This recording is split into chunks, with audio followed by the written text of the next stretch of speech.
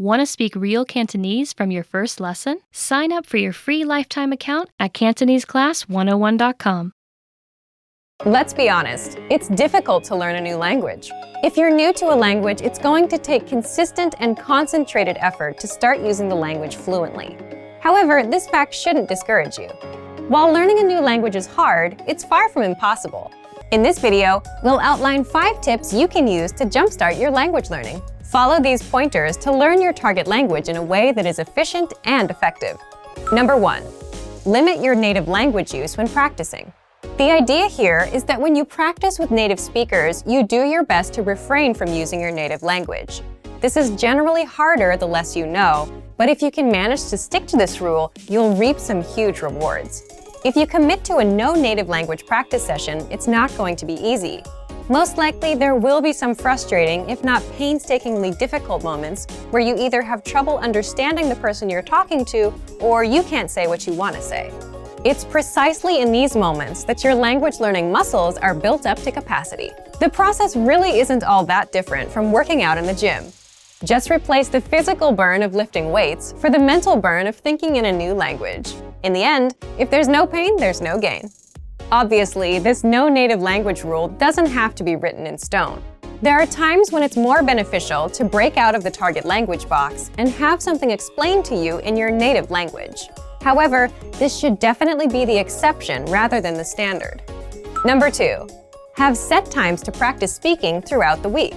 Now that we've discussed a good way to practice speaking, let's delve a bit into when to speak. One of the best commitments you can keep while learning a new language is to set aside specific times to practice speaking the language on a weekly basis. Ideally, these speaking sessions are on set days at specific times and form part of your weekly routine.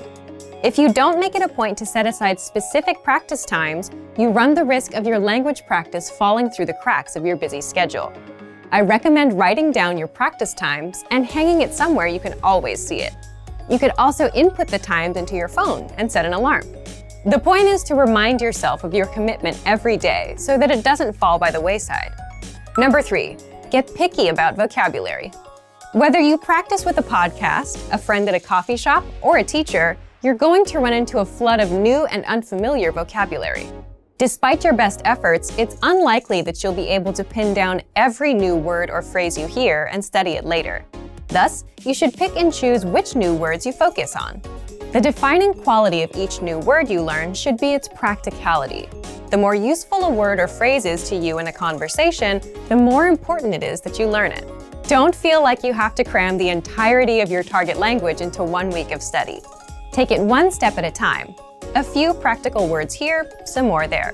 Before you know it, you'll see your vocabulary improve. Number 4, write and practice short monologues. This tip can be a lot of fun. Begin by selecting a topic you enjoy discussing. Then, simply write out a short monologue or speech on the subject in your target language. The first thing you'll notice while doing this will likely be the holes in your grammar and vocabulary. But when you try to write out your thoughts in a foreign language, you might inevitably hit roadblocks. You might not be able to think of a word or know how to formulate a specific idea or opinion yet. This can be great because these holes are the exact areas where you should focus your studies. You can bring up these problem areas in your next lesson or browse through your favorite language course or textbook in order to find the answer. The constant process of finding these language holes and filling them is what keeps you moving along the path to fluency. Once you finish your short text, it's a great idea to practice reciting it or even memorizing it. The memorization will help you internalize the new grammar and vocabulary you've learned. Reciting it will get your tongue and mouth used to the sounds. Number 5, keep an up-to-date list on what you want to learn. Throughout your studies, you should always have a sort of language shopping list. As you practice and study, you will most likely come across things you'd like to be able to say, but don't know how to yet, especially if you follow our previous tip. Write this wish list down. It's one thing to learn the vocabulary you pick up via a course or podcast, both of which are great. It's a bit different when your vocabulary gets personal. Learn the words that matter to you, either because they're practical or because you simply find them interesting. The more relevant the vocabulary, the more likely you are to retain it. Some people might tell you it's impossible to learn a new language for whatever reason, but it's important to remember that the way you study and engage with a language greatly affects how quickly or effectively you learn it. For more ways to jumpstart your language learning, check out our complete language learning program. Sign up for your free lifetime account by clicking on the link in the description. Get tons of resources to stay engaged with your target language. And if you enjoyed these tips, hit the like button, share the video with anyone who's trying to learn a new language, and subscribe to our channel. We release new videos every week. I'll see you next time. Bye! Want to speed up your language learning? Take your very first lesson with us. You'll start speaking in minutes and master real conversations.